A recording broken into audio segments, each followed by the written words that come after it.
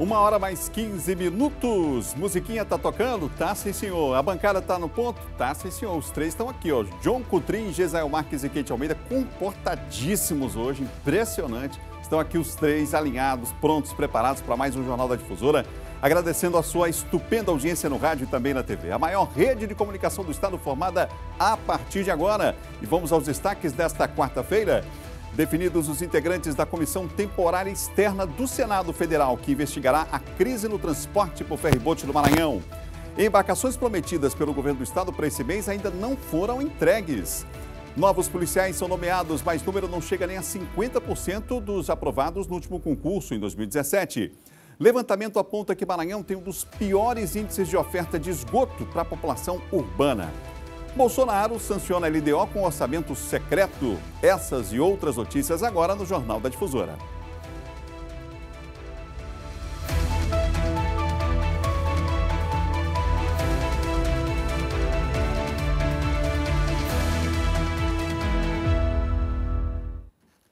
Uma hora e 16 minutos, você ligado aqui no Jornal da Difusora e que bom, a gente fica feliz saber que essa audiência está crescendo cada vez mais no rádio e na televisão também. Nossa bancada está pronta, preparada aqui. Você do outro lado aí, tudo bem? Hoje é quarta-feira, vamos em frente, estamos no mês de agosto, meados praticamente do mês de agosto e vamos juntos. Você manda sua mensagem para nós no 989-9196-8622, porque hoje é John Coutrin que vai receber a sua mensagem, está aqui preparado já, 989-9196-8622. 8622, qual bairro que você está em São Luís? Qual a cidade do Maranhão que você está? São 217 municípios. Do Maranhão, vamos para o Distrito Federal, Brasília. Ela sempre está bem informada, Raniele Veloso, ainda mais nessa semana que ela fez aniversário. Está aí direto de Brasília conosco, Raniele. Para começar, vamos falar sobre o patrimônio dos presidenciáveis. Teve gente que empobreceu nos últimos anos, Raniele. Boa tarde. Boa tarde, Adalberto Melo. Boa tarde a todos que nos acompanham ao vivo direto de Brasília. Pois é, dos candidatos à presidência, 9 já declararam o patrimônio, os bens, ao Tribunal Superior Eleitoral. Eles têm até o dia 15 deste mês para fazer isso, quando eles registram as suas candidaturas. A gente tem, inclusive, uma cartela aí. Dos dados, chamam a atenção o seguinte: o candidato que tem a maior quantidade de bens é o Luiz Felipe Dávila, do Novo, com mais de 24 milhões de reais. Depois dele vem o Pablo Marçal, do PROS, que até agora não retirou a sua candidatura, mas o partido já disse que vai apoiar Lula no primeiro turno. Porém, ele disse que vai recorrer ao TSE, portanto, ainda está aí esse registro e ele tem mais de 16 milhões de reais, quase 17 milhões em bens. Logo em seguida, vem o ex-presidente Lula, do PT. Ele foi um dos que empobreceu, Adalberto. Por exemplo, na última eleição de 2018, ele tinha mais de 7 milhões e 800 mil reais, quase 8 milhões, e agora, com meio milhão a mais, ele apresentou ali os bens em 7 milhões 423 mil e 725. E o presidente Jair Bolsonaro foi um dos que aumentou um pouco, mas aumentou. Nas eleições de 2018, ele tinha cerca de 300 mil reais a menos do que ele declarou dessa vez, que foi de R$ 2.317.554,73. Estão aí, está faltando no mínimo 2 candidatos à presidência declararem seus bens. São José Maria Eimael, que está batendo recorde de lançamentos à candidatura à presidência, a 6ª, junto com Lula, mas a diferença é que Lula já ganhou 2 vezes. E a outra candidata que foi lançada na semana passada, em cima da hora, por medida estratégica para tirar os votos de Simone Tebet, a senadora Soraya Tronic, do União Brasil. Ô, Raniele, o Bolsonaro sancionou a LDO com orçamento secreto? Exatamente, o presidente sancionou e com vetos. Foram 36 vetos, mas ele não vetou a liberação no valor de cerca de 19 bilhões de reais, é o esperado para o próximo ano, para esse orçamento secreto. Foram como ficaram conhecidas as emendas de relator. É o relator geral do orçamento que faz essas indicações e não tem critério para a liberação da verba. São negociações internas, geralmente é usada como moeda de troca por apoio político nas votações aqui do governo, e ele não vetou, por exemplo, esse valor, mas ele vetou duas mudanças que foram feitas aqui no Congresso, que foi a possibilidade, além do relator geral, o presidente da Comissão Mista do Orçamento também indicar para onde iria esse valor, e também a outra de priorizar os parlamentares que vão receber esse benefício. Então, ele vetou essas duas medidas que atingem diretamente o relator, que é o senador Marcelo Castro, do MDB do Piauí,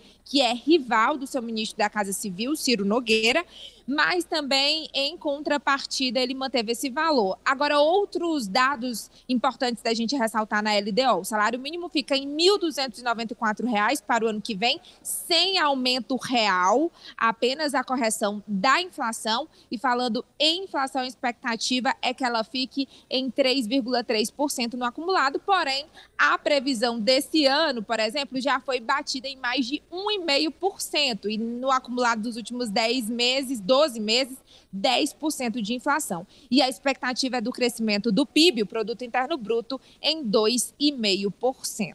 Adalberto. Obrigado, Raniele, que hoje usou bastante a calculadora aí em Brasília para trazer para nós essas informações. Obrigado, Raniele. Hoje foi, muitos números aqui. Por falar em números, John Coutrin, boa tarde. Boa tarde, Kate, boa tarde, Gesael. Boa tarde. John também está com a calculadora ali. Eu fui atrás aqui, porque eu observei a Raniele falando ali, aliás, que o candidato Léo Péricles, tem R$ 197 de patrimônio.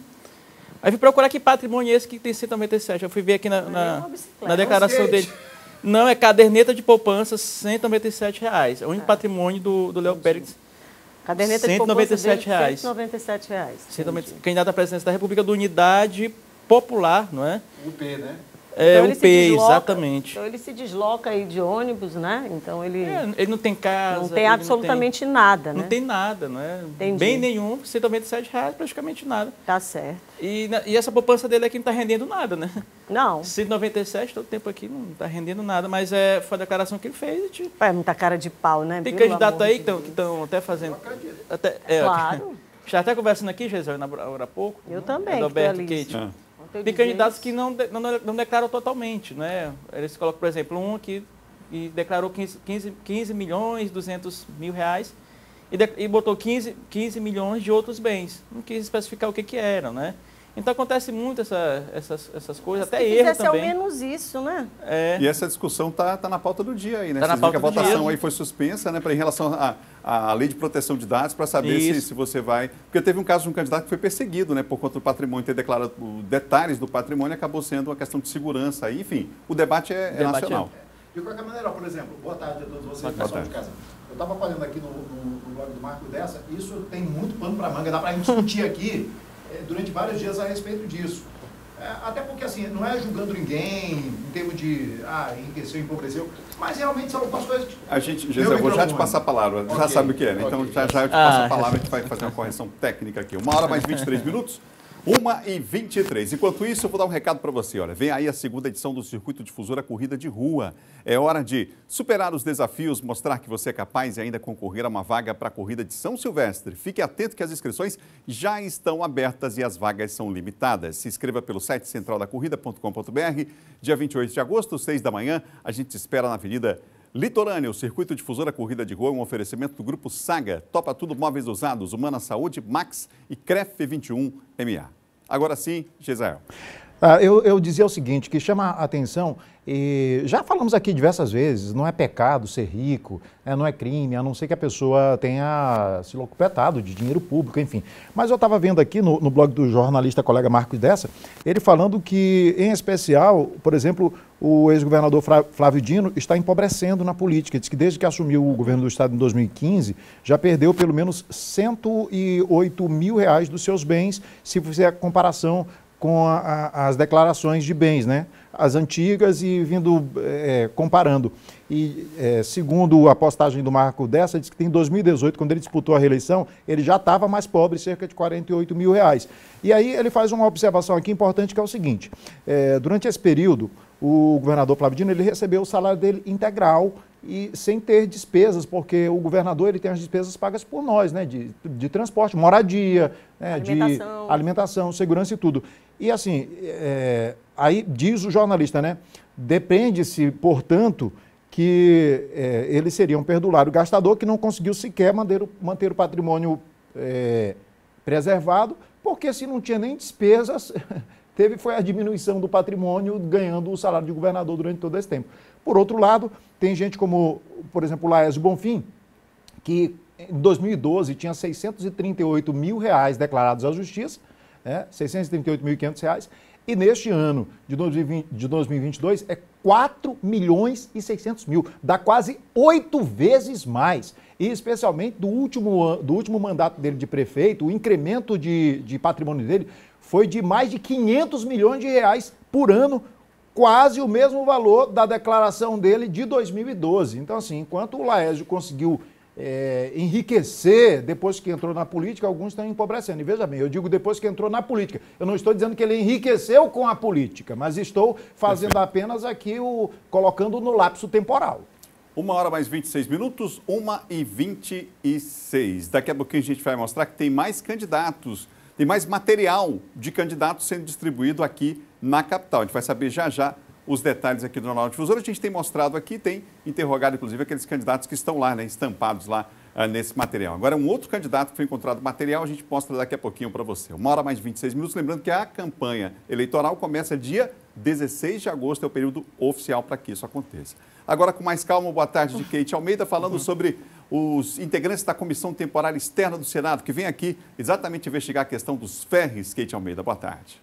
É isso, Adalberto. Boa tarde para você, aos meus colegas, você que acompanha a gente na TV e no rádio. Pois é, foi definido, portanto, pelo menos 5 dos 7 integrantes que devem compor aí essa comissão externa, né? E é uma comissão temporária que vai, claro, investigar aí o caos, né, desse nosso serviço aquaviário aqui no Maranhão. Nós dissemos aqui numa oportunidade, até antecipamos, fizemos algumas conjecturas aqui desses nomes, né? E obviamente os 3 senadores maranhenses, o próprio Roberto Rocha, o Robert Bringel, que agora está aí na vaga, né, do senador Everton, além, é claro, da Elisiane Gama, os 3 compõem, sendo que o Roberto Rocha e o Robert Bringel são titulares, né, e a Elisiane Gama está como suplente nesta comissão. Temos ainda, fora eles, o Eduardo Girão, lá do Podemos, do Ceará, e ainda o Ângelo Coronel, do PSD da Bahia. Faltam, portanto, outros 2 nomes, que é o presidente e o vice-presidente dessa comissão, e que devem ser escolhidos aí nos próximos dias. O fato é que toda essa celeridade está sendo dada para que se comece, de fato, essa investigação. Além disso, a especulação aqui é que a senadora Elisiane Gama, ela atue, portanto, aí, né, como uma espécie de defensora do governo do estado com relação aí às defesas que deverão ser feitas aí por conta desse desserviço, né, que vem sendo prestado pelo governo do Maranhão em relação a esse serviço que tem acarretado aí tantos problemas, tem acarretado tanta dor de cabeça para os maranhenses, né? Sobretudo nos últimos meses com a instalação desse caos. E aí a gente sabe que, eu vou até, inclusive, Adalberto, já emendar aqui o assunto, porque quando se fala do ferry, a gente espera, logicamente, que esse serviço ele tenha minimamente qualidade para ser, né, portanto, oferecido para esse cidadão que paga pelo transporte. Certa vez, na semana passada, nós trouxemos aqui que foi anunciado pelo governador Carlos Brandão que agora, dia 5, né, nós teríamos uma nova embarcação. Inclusive, a oportunidade ele chamava o ferry de barco, mas muito bem, uma nova embarcação seria colocada por parte do governo do Maranhão para tentar minimizar os danos, o caos, a problemática que tem sido esse serviço. Bom, dia 5 passou, né? Hoje é dia 10, então temos 5 dias após a data aí que foi manifestada pelo governador e até agora nós não obtivemos aí retorno sobre essa suposta nova embarcação que seria inserida, portanto, no serviço. O fato é que nós continuamos com o mesmo problema, aquela velha embarcação, literalmente, a José Humberto, continua se arrastando aí pela Bahia, dando problema e com as mesmas repercussões que a gente sempre traz aqui. Não parou não, viu, gente? É porque não dá para estar falando todo dia sobre a mesma situação, mas basta, né, uma volta ali na ponta da espera para que se veja a fila interminável e as inúmeras reclamações. Fato é que nós temos mais um objeto que deverá ser inserido, portanto, aí nesse bojo, né, de investigações, portanto, feita por essa comissão externa do Senado, que deve atuar nos próximos dias, porque, ao que tudo indica, a celeridade está sendo dada para que se comece imediatamente a saber sobre essa verdadeira caixa preta, né, que é, portanto, o serviço aquaviário aqui no Maranhão.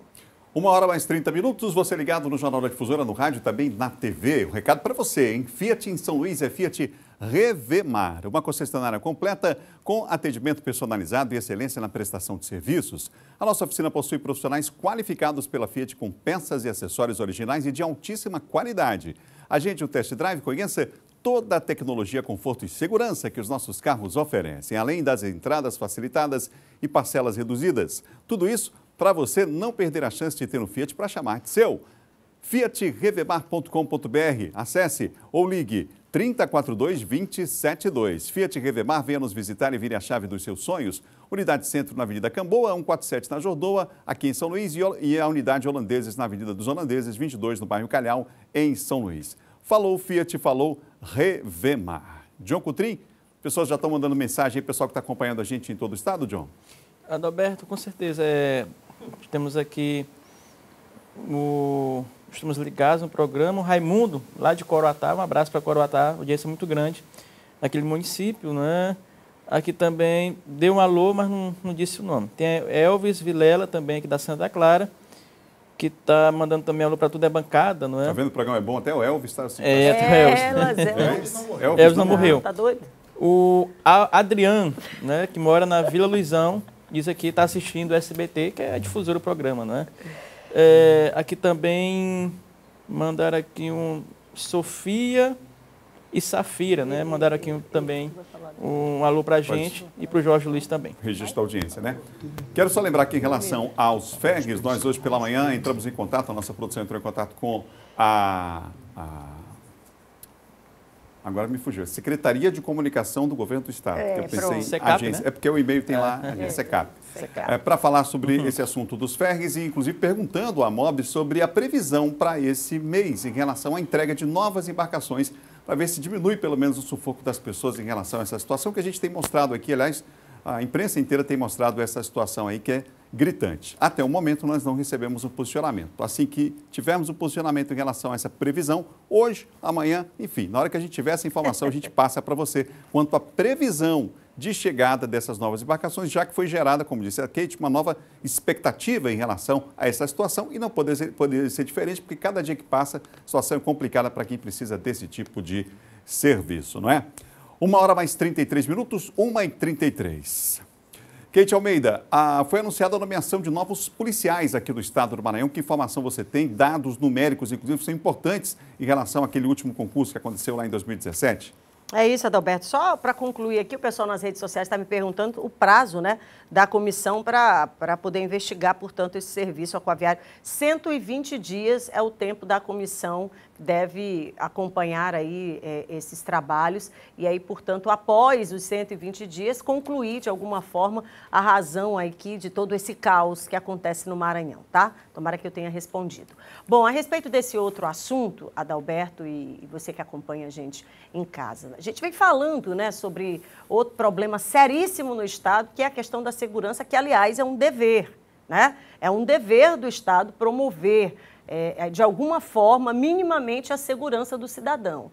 E agora, hoje pela manhã, o governador Carlos Brandão anunciou aí que vai nomear, né, portanto, novos policiais militares. A gente tem essa informação que foi dada por ele pelas redes sociais, né? Vamos colocar aí o print das redes sociais que o governador anuncia, portanto, essa nomeação. Ele diz que para reforçar a segurança pública vai nomear mais 300 policiais militares, 13 delegados de polícia, 13 investigadores, ele gosta do 13, né? E 13 escrivãs do cadastro de reserva. Faremos um esforço orçamentário para ampliar a segurança das famílias maranhenses. Bom, 300 policiais que, aliás, foi anunciado esse quantitativo lá em fevereiro pelo então governador Flávio Dino, né? Então, não tem muita novidade aí. Lá no início tinha sido ensaiado aí esse número, esse quantitativo, portanto, dos policiais militares. Lembrando aos senhores que nós temos 1.400 policiais esperando para serem chamados, né? Esse concurso, né, que tem origem a essa chamada, essa nova chamada e tardia chamada, é bom que se diga, ele é lá de 2017, viu, Adalberto? 2017. Se a gente faz uma conta rápida, tem quase 5 anos esse concurso, né? E só agora foi chamado, então, esse quantitativo de 300 policiais no segundo semestre. Concurso que foi homologado, portanto, não tem problema do aspecto jurídico para ser chamados, né, para que eles pudessem ser chamados. E nós temos ainda 1.100 policiais aguardando, sabe-se Deus para quando, porque para esse ano não tem mais como chamar. Um outro detalhe que a gente coloca, bota na tela, deixa na tela para as pessoas olharem um número, né? Números, às vezes, fazem a gente pensar melhor. Olha, veja a quantidade de força policial da área civil, tá? Estou falando aqui da Polícia Civil. 13 delegados de polícia, 13 investigadores e 13 escrivães. Nós temos 217 municípios nesse nosso Maranhão. 217 municípios. Você está chamando aí 300 policiais para nomear. Nós temos um policial para fazer a segurança de mais de 600 pessoas nesse estado. Nós temos 217 municípios que por lá, se você encontra 2 policiais, é muito. E eu estou falando de uma corporação por município. E essa quantidade aí, Kate, não consegue nem suprir as necessidades numéricas da quantidade de policiais que têm sido afastados da corporação nos últimos anos. Só, né? esse ano de 2022 são 750, Gisrael, que vão aposentar. Agora... E é um direito deles. Aí vai deixar de aposentar porque tem que continuar servindo? Não. Política pública, acabei de falar no início da minha fala, é dever do Estado. 5 anos o concurso público para agora 1.400, que não supriria a necessidade, sendo chamado, portanto, só 300. Ou seja, agora, Kate, só no ano que vem, tá? Ano que vem. Outro anúncio que foi feito, eu queria até que o Tiago colocasse aí, também na manhã de hoje, foi referente aos restaurantes populares. Uma das estratégias que tem sido utilizadas fisgar o eleitor pela barriga, né? Nós temos mostrado distribuição de cestas básicas, algumas até com suspeita de compra superfaturada, peixes, né? Alguns peixes até estragados. E o governador anunciou que, além da ampliação de mais unidades do restaurante popular, que vai ter café da manhã e também feijoada aos sábados no restaurante popular. O governador gosta de feijoada. Essa diz que é uma política pública do governo que vai dar continuidade na gestão. Evidentemente que as políticas que tratam de combate à insegurança alimentar, elas são importantíssimas. O problema é que tais iniciativas têm sido utilizadas para fisgar o eleitor, a despeito da pobreza e da miséria instalada no Estado, que é responsabilidade de quem ocupou o Palácio dos Leões, governantes como Rosiana Sarney, Flávio Dino, e que hoje estão unidos no mesmo palanque e do mesmo lado nesta eleição com o governador Brandão. Eu queria só fazer uma reflexão rápida aqui, porque eu fico impressionada. Hoje, esse anúncio foi feito hoje também, né? Foi feita a nomeação, o anúncio da nomeação e também essa inclusão aí de feijoada e café da manhã. Eu só quero saber uma coisa. Esse mesmo maranhense, esse mesmo cidadão que agora vai ter aí a animação de achar que está contando com tudo isso, vai demorar quanto tempo para esse mesmo cidadão continuar com café, almoço, janta e feijoada no fim de semana? Quem é que vai contar para esse maranhense que quando passar essa eleição, ele vai continuar tendo tudo isso? Qual foi a política pública real para que ele continuasse colocando do seu sustento na mesa da família, para os seus filhos, essa mesma alimentação, que é direito, aliás. Segurança alimentar é um direito de todo cidadão. Quem é que vai dizer isso para ele? 1h mais 39 minutos, 1h39, a gente faz o seguinte, você fica com a gente aqui porque a gente vai para o intervalo, mas volta já. Depois do intervalo, a Polícia Federal deflagrou mais uma operação para combater crimes cibernéticos em Imperatriz. E mais, claro, aquelas notícias de bastidores com os nossos comentaristas já depois do intervalo. Um instantinho só.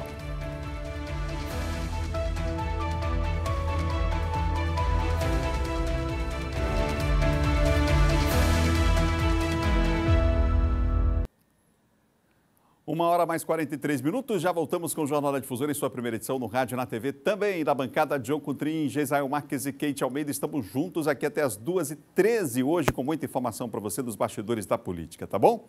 Olha só, aproveite essa grande oportunidade de morar na região que mais valoriza na Grande São Luís, o bairro Araçagi, claro. O condomínio Costa Araçagi vem trazendo para você a chance de morar em um condomínio clube com mais de 12 itens de área de lazer, hein? Bem pertinho da praia, com todo o conforto e comodidade para você e sua família.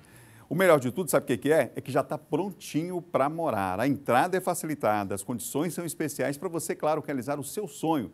Ah, você quer mais? Então tem mais. ITBI registro inteiramente grátis. Siga o nosso Instagram, @costa.araçagi, e agende a sua visita agora mesmo pelo WhatsApp, que é o 989-9109-0335 ou 989-9188-4845. Venha se surpreender com todas as facilidades que a Flanelli Tenda trazem para você.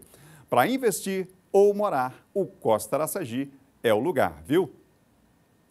1h 44 minutos e olha só, está definida a ordem de participação dos candidatos ao governo nas 2 sabatinas que a TV Difusora, o Sistema Difusora de Comunicação, vai fazer nas eleições desse ano. A primeira sabatina acontece aqui no Jornal da Difusora, a segunda no Bom Dia. Os 2 programas terão, portanto, como sabatinados os candidatos. Vamos então conferir?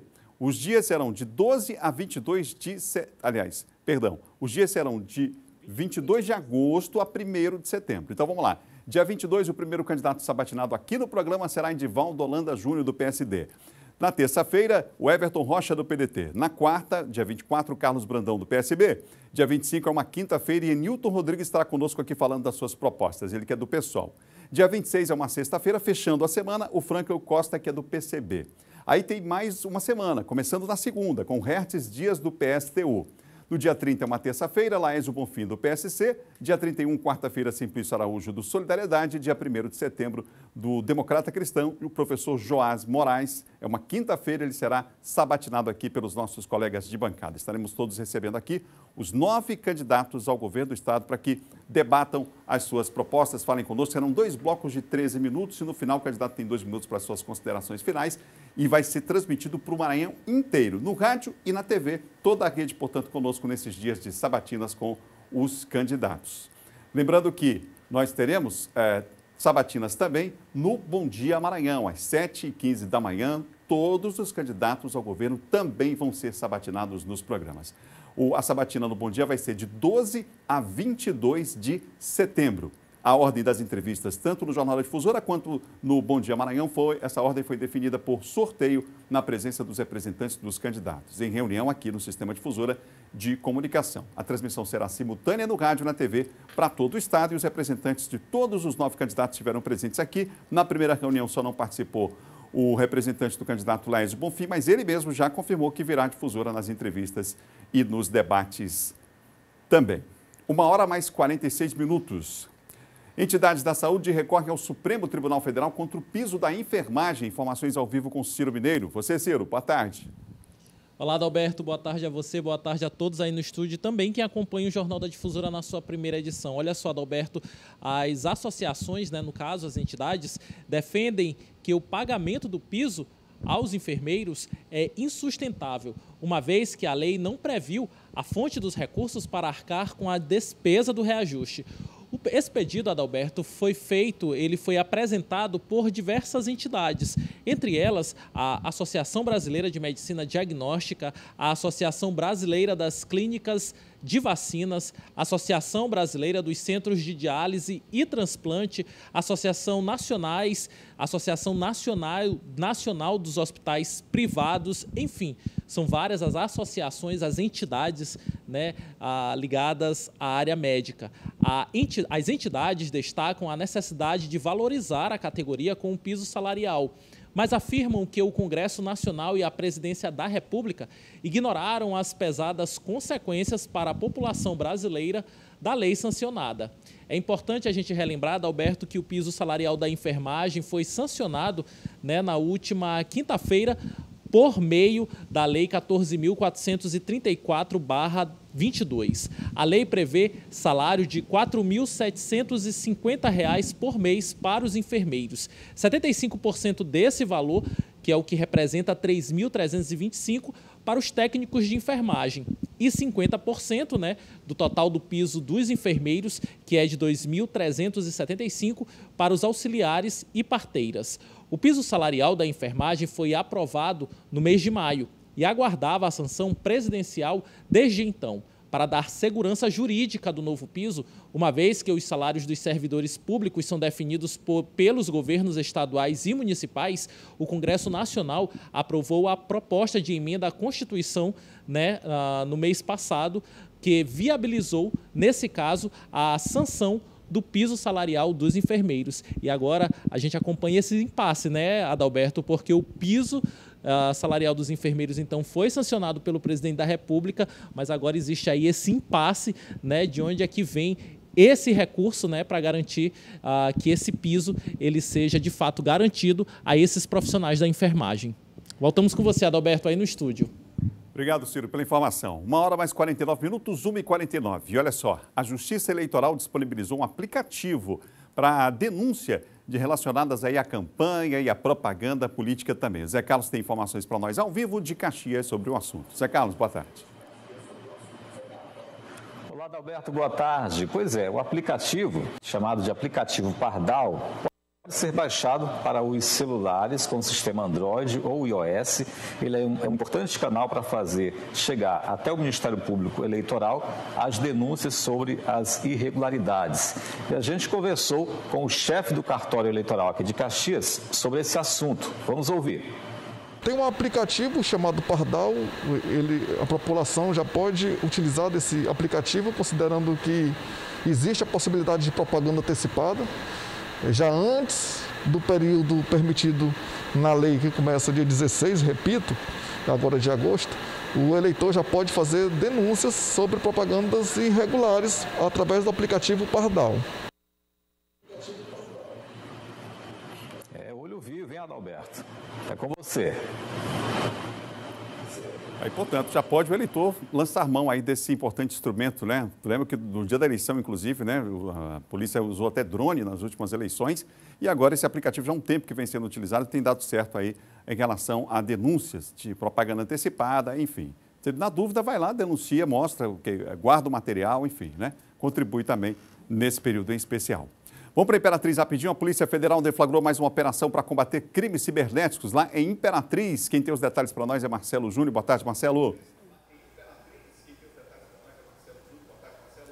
Oi, Adalberto. Boa tarde para você, boa tarde para quem acompanha o nosso Jornal da Difusora. A Operação Beat Tracking foi deflagrada hoje pela manhã pela Polícia Federal com o objetivo de desarticular um grupo criminoso que estava se dedicando à prática de crimes cibernéticos. Essa investigação, Adalberto, teve início após notícia encaminhada pelo FBI via Cooperação Jurídica Internacional, indicando que brasileiros haviam subtraído aproximadamente $1,5 milhão de dólares, o que corresponde a 6 milhões de reais em bitcoins administrados por uma plataforma de criptoativos situados nos Estados Unidos. Aí, após essa notícia do órgão americano, a Polícia Federal aprofundou as investigações, seguindo o rastro dos valores e identificou as pessoas responsáveis por essa conduta criminosa. A investigação, inclusive, demonstrou o caminho dos valores passando por carteiras digitais até serem convertidos em reais e creditados em contas correntes de brasileiros residentes aqui na cidade de Imperatriz, onde a Polícia Federal cumpriu mandado no dia de hoje. Vale destacar que essa é a 5ª operação policial realizada aqui na cidade para combater crimes cibernéticos. Foram 4 operações da Polícia Federal e uma operação da Polícia Civil. A última operação da PF realizada aqui em Imperatriz foi no dia 1º de agosto. Eu volto com você, Adalberto Melo. Obrigado, Marcelo Júnior. Bom trabalho a todos aí, Imperatriz. 1h mais 52 minutos, 1h52. Olha, nós mostramos ontem que uma caixa d'água de uma escola em Afonso Cunha desabou antes da inauguração da escola, né? Aguardada, inclusive, por sinal, há muito tempo pela comunidade. Sobre o assunto, a Secretaria de Educação do Estado nos respondeu que houve um rompimento na caixa d'água da Escola Municipal Santa Rita de Cássia, localizada lá no povoado de Boia, como a gente mostrou as imagens ontem, no município de Afonso Cunha, mas que a estrutura de sustento da mesma não foi afetada. Informou ainda que também foi providenciada a substituição por uma caixa provisória até a chegada de uma nova com a mesma capacidade, no prazo máximo de 30 dias, conforme aí informado pelo fornecedor. Essa nota da Secretaria de Educação do Estado do Maranhão. 1h mais 53 minutos. Dá tempo ainda de dar um alô aqui para o pessoal que está assistindo a gente, meu caro John Coutrin. O John está ali com um carregador, 2 celulares, aqui mais um tablet. Conectado. Enfim, direto. Essa cadeira está bem cheia hoje. Eu posso mandar um alô? Posso? Enquanto ela está ali se organizando, vai. Dona Claudete e todo mundo lá na Vila Itamar. Um beijo para você, Claudete. Ô, rapaz, queria mandar um abraço também para toda a corporação. Nós temos aqui muitos policiais militares que assistem aqui ao nosso Jornal da Difusora. Muito obrigada aí pelo carinho de todo mundo, tá? Adalberto aqui também, quem está mandando aqui é a Mariana, né, que é em São Luís, e ela disse que é aniversário do pai dela, né? Parabéns. O nome dele tem aí? É o João Lourenço. Opa, seu Parabéns, João. seu João. Feijoal Perimirim, lá de Perimirim, viu? Lá no interior de Perimirim, aqui o seu João Lourenço. Feliz aniversário para ele. Aqui também. Mandando aqui a Mariana, que é a filha dele, né? Aqui também nós temos, mandou aqui elogiando o programa, né? A Mel do Jardim São Cristóvão, disse que nós somos excelentes jornalistas, né? Gosta do programa e manda um abraço para toda a bancada. A gente agradece muito aí a audiência. Aqui também, Adalberto, aqui tem uma opinião, né? No Brasil, os políticos só pensam em si, uma opinião foi dada aqui, mas não disse o nome. Ligado aqui no Jornal da Difusora, Rafaele Acessórios de Humberto de Campos, né? Ó, Jabá! É o nome dela, gente. É o nome Vamos comprar, Diogo Coutrin. Alô, Palmeirândia! Alô, Palmeirândia! Alô, Baixada Maranhense! Isso. Botar na conta de Diogo Coutrin. Agora foi. Para encerrar aqui, Para encerrar. Adelino Silva, lá de Penalva, dizendo que hoje é aniversário de Penalva, viu? Olha aí, ó. Parabéns, Parabéns. Rapidinho aqui, ontem eu fui saindo da Difusora. Em cima da hora, Não, mas ontem eu fui saindo da Difusora e encontrei duas pessoas na porta da Difusora.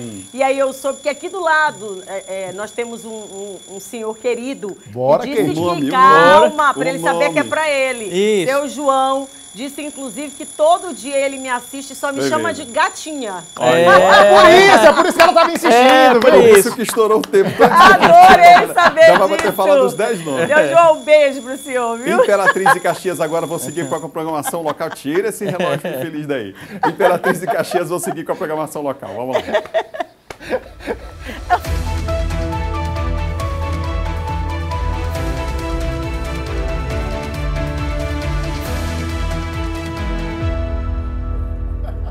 Agora que a gente voltou, Kate, pode ficar falando aí à vontade. Ele tem 82 anos. Seu João tem 82 anos, viu, seu João? Seu João! Adorei saber. 1h mais 56 minutos. Vamos juntos. Hoje ainda não é sexta-feira, não. Ainda não sextou. Hoje é quarta-feira, gente. Vamos em frente. Jéssica Lima está chegando com Municípios em Foco.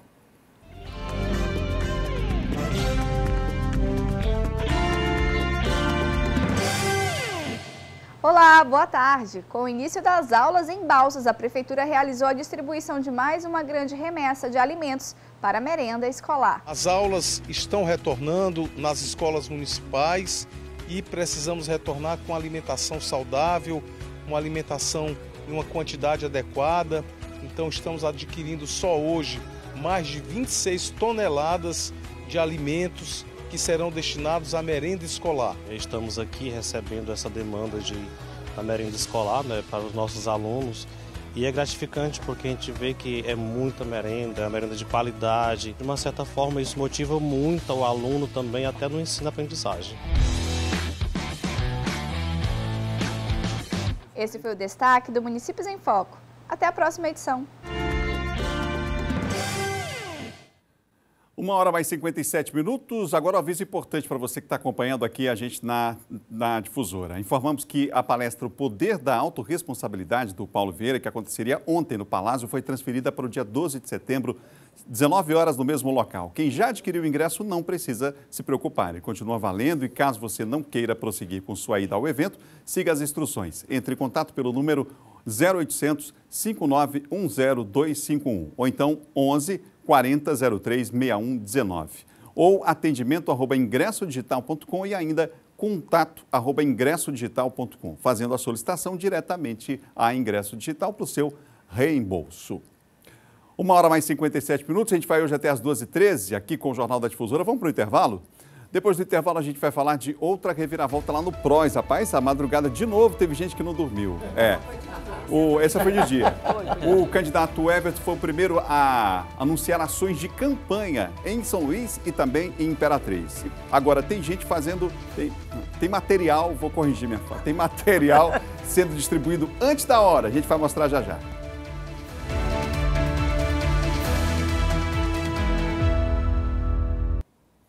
2h mais 1 minuto com Kate Almeida, Gisele Marques e John Coutrin. Estamos de volta com o Jornal da Difusora aqui em sua primeira edição, tá bom? Olha só, você está sem plano de saúde ou não aguenta mais planos caríssimos, é isso? Você não quer depender do SUS? Eu tenho um recado importante para você, viu? Você vai adorar conhecer o Dr. Home BR e um precinho que cabe no seu bolso de verdade. Um sistema inovador que resolve seus problemas, somando medicina com tecnologia. Consultas ilimitadas, uma equipe preparada com médicos e ambulâncias para qualquer urgência e emergência.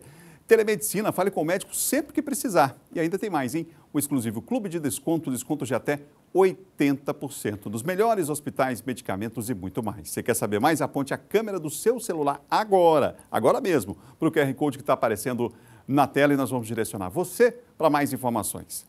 Mas olha só, não esquece de trazer sua família junto, viu? Principalmente os nossos idosos. Conta para ele aí, conta para ele essa novidade. Baixe o nosso aplicativo Dr. Home BR, é saúde que cabe no seu bolso, bem na palma da sua mão, hein? Dr. Home BR, saúde que cabe no seu bolso. 2h mais 2 minutos, 2h02. O Ministério do Desenvolvimento Regional acaba de divulgar um levantamento que aponta que o Maranhão está entre os estados com pior atendimento urbano por rede de esgoto, infelizmente, né? No estado o índice, gente, é inferior a 20%. Vamos ver os detalhes na reportagem. Nessa via localizada no Bacanga, que dá acesso à Avenida dos Portugueses, uma das mais movimentadas de São Luís, conseguimos identificar pelo menos 3 problemas intimamente relacionados: falta de esgotamento sanitário e, consequentemente, de drenagem e acúmulo de resíduos sólidos. Temos 3 problemas básicos de falta de saneamento básico na nossa cidade, né? A questão da drenagem, esgotamento sanitário e resíduos sólidos, né? Aí fica um quarto componente, que é abastecimento de água, que temos no bairro, né? A questão do abastecimento de água, o bairro consegue receber água.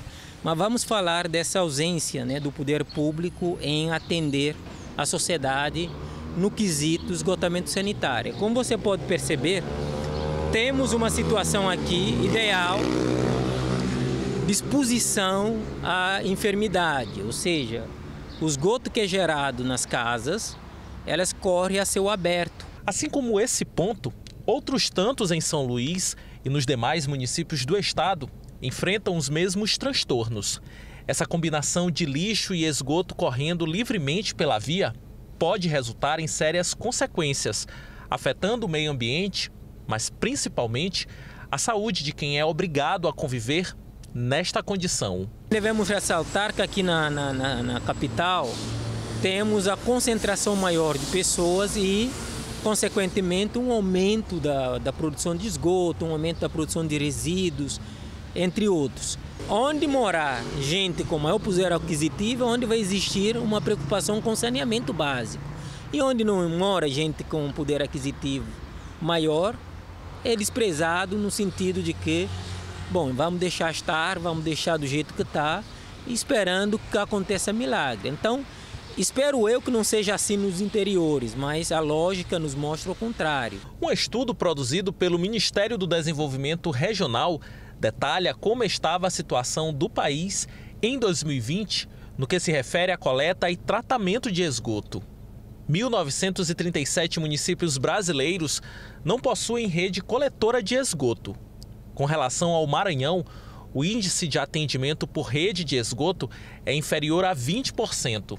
O estado aparece ao lado do Amazonas, Acre, Pará, Rondônia e Amapá entre os piores indicadores. No entendimento de especialistas no assunto, assim como saúde, educação e segurança pública, saneamento básico deveria ser uma prioridade, algo essencial para o bem-estar de toda a população.